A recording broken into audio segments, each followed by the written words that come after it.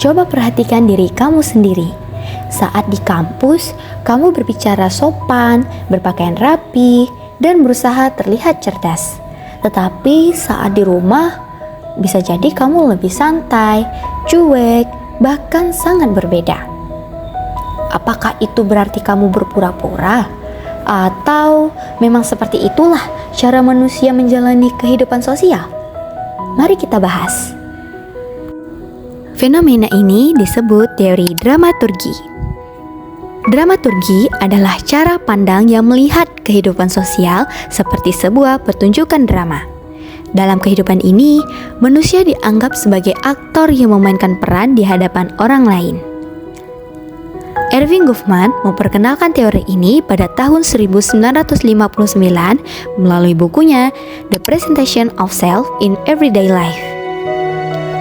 Menurut Goffman, setiap kali kita berinteraksi, kita sebenarnya sedang menampilkan diri dengan cara tertentu.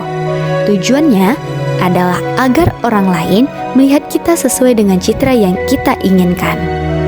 Hal inilah yang disebut sebagai pengelolaan kesan atau impression management, yaitu bagaimana kita mengatur sikap, ucapan, dan penampilan agar diterima oleh orang lain. Front stage. Dalam dramaturgi, ada yang disebut front stage atau panggung depan. Front stage adalah situasi ketika kita tampil di hadapan orang lain dan sedang bermain peran. Front stage terdiri dari dua hal utama. Yang pertama, ada setting.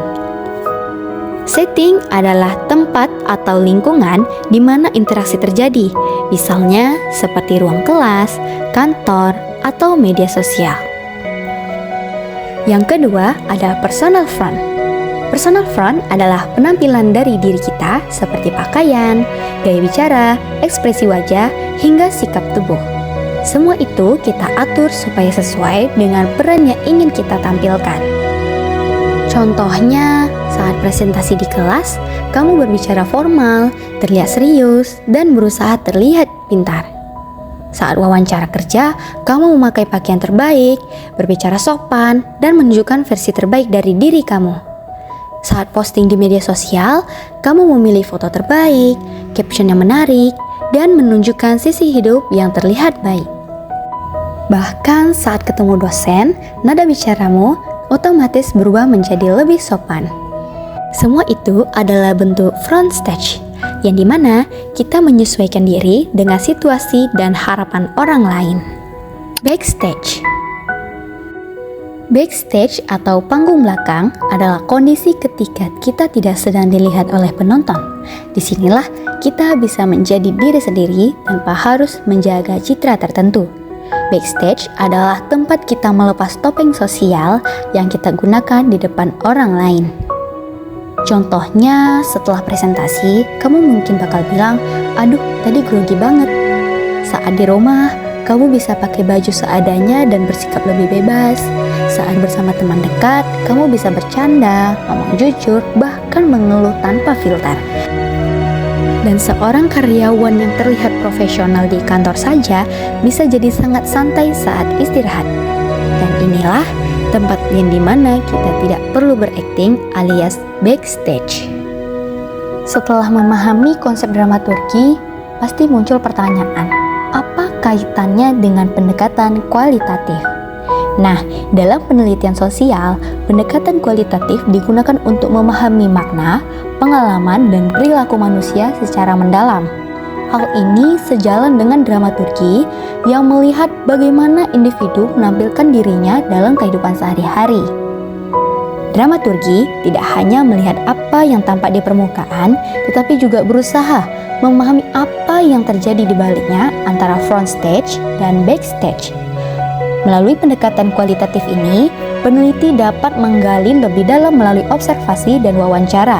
Misalnya, seseorang yang terlihat percaya diri saat presentasi di kelas merupakan bagian dari front stage. Namun, melalui wawancara, dapat diketahui bahwa sebenarnya ia merasa gugup atau tidak percaya diri, yang dimana ini merupakan bagian dari backstage. Contoh lainnya dapat dilihat seperti di media sosial. Seseorang mungkin menampilkan kehidupan yang bahagia dan sempurna di depan publik.